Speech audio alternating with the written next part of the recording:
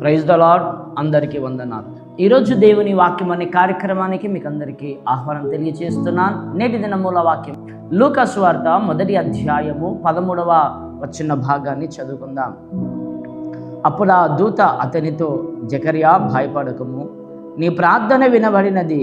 నీ భార్య అయిన ఎలిజబెత్ నీకు కుమారుని కన్ను, అతనికి యోహానను పేరు పెట్టుదు. చూడండి ప్రియులారా, ఇక్కడ చదివిన లేఖన భాగములో ఆత్మదేవుడు చక్కటి వర్తమానాన్ని భూలోకానికి పరలోకం నుంచి పంపిస్తూ ఉన్నాడు. దైవజనుడు, ప్రవక్త, యాజకుడైనటువంటి జకర్యా ప్రియులారా, ఇక్కడ లేఖన భాగంలో మనం చూస్తూ ఉన్నాం.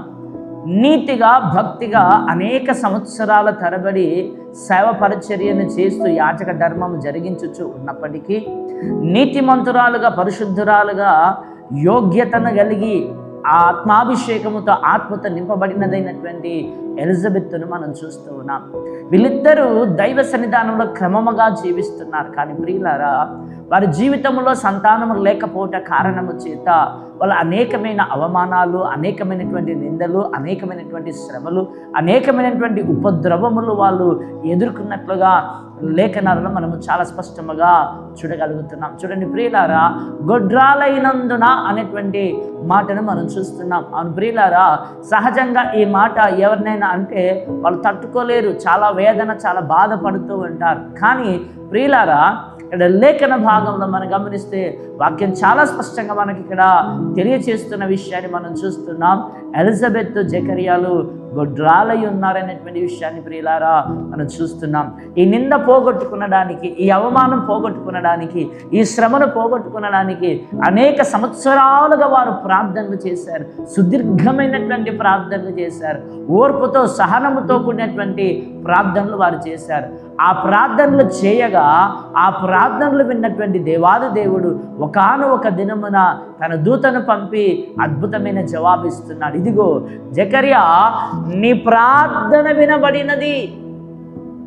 నీ ప్రార్థన వినబడినది కనుక నీ ప్రార్థనకు జవాబుగా నేను నీకు ఒక కుమారుని ఇవ్వబోతున్నాను అనేటువంటి విషయాన్ని ప్రియులారా లేఖనాలు మనం చూస్తున్నాం. అవును ప్రియులారా, ఈ కాల సమయమందు అనేక సంవత్సరాలుగా వారిలో ఉన్నటువంటి వేదన, వారిలో ఉన్నటువంటి దుఃఖం, వారికి ఉన్నటువంటి అవమానం ఏదైతే ఉందో, వాళ్ళు పట్టు విడవకుండా చేసినటువంటి వారి ప్రార్థనలు, వారి వేదనలు, వారి సమస్యలు, వారి బాధలు, వారి కన్నీరు, వారి దుఃఖమంతా పోయేటట్లుగా వారికి గొప్ప అద్భుతమైనటువంటి విజయాన్ని ఇచ్చినట్లుగా లేఖనాలు మనం చూస్తున్నాం.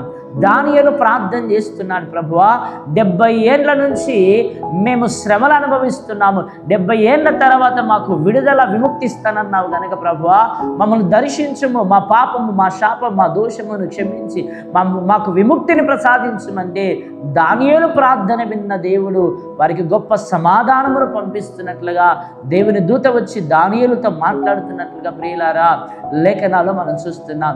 ఆ విధంగానే చూడండి ప్రియులారా, ఎస్తేరును, మొర్దెకైని కనుక మనం గమనిస్తే వాళ్ళ జీవితంలో, వారి బ్రతుకుల్లో ఉన్నటువంటి కష్టాలు, బాధలు, వచ్చినటువంటి ఆ శ్రమలు, ఆ వచ్చినటువంటి మరణ శాసనం ఏదైతే ఉందో, ఆ దుఃఖములో, ఆ వేదనలో దేవునికి ప్రతిష్ఠించుకొని ప్రతిదినము చేసి కన్నీరుగార్చి ప్రార్థన చేయగా అద్భుతమైనటువంటి జవాబును దేవుడు వారికి ఇచ్చినట్లుగా చూస్తున్నాం. వారికి ఉన్న వేదన, వారికి ఉన్న సమస్య, వారికి ఉన్న శోధన అంతా తొలగిపోయి గొప్ప ఆశీర్వాదంతో వారు నింపబడినట్లుగా, గొప్ప సమాధానంతో వారు నింపబడినట్లుగా, గొప్ప మేలులతో వారు నింపబడినట్లుగా, గొప్ప ఆశీర్వాదపు కృపలతో వారు నింపబడినట్లుగా లేఖనాలు మనం చూస్తున్నాం.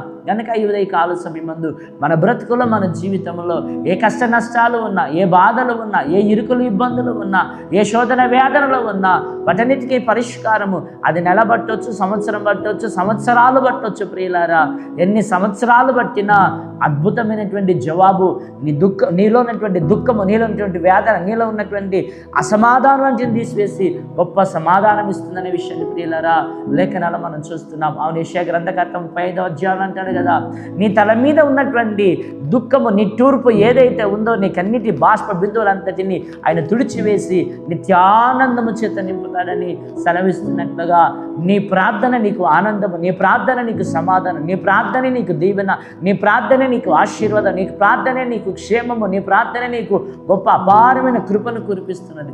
కనుక ఈ ప్రార్థన నిర్లక్ష్యం చేయకుండా దానియేలు వలె ఇక్కడ లేఖన భాగాలను గమనించినట్లయితే జకర్యా వలె ఎస్తేరు వలె మనము కూడా పట్టు విడవకుండగా ప్రార్థనలు చేద్దాం. అద్భుతమైనటువంటి జవాబు, సమాధానం, సంతోషం, ఆనందం పొందుకుందాం. అతి భాగ్యం త్రియక దేవుడు మనకిచ్చునుగాక. ఆమేన్. ప్రార్థన. పరిశుద్ధుని వందనాలు, స్తోత్రం. ఎన్ని మాటలు నాలో మాలో అందరిలో ఫలింపజేసి మైండ్ క్రీస్తు నామమున పెట్టి వేడుకుంటున్నాం.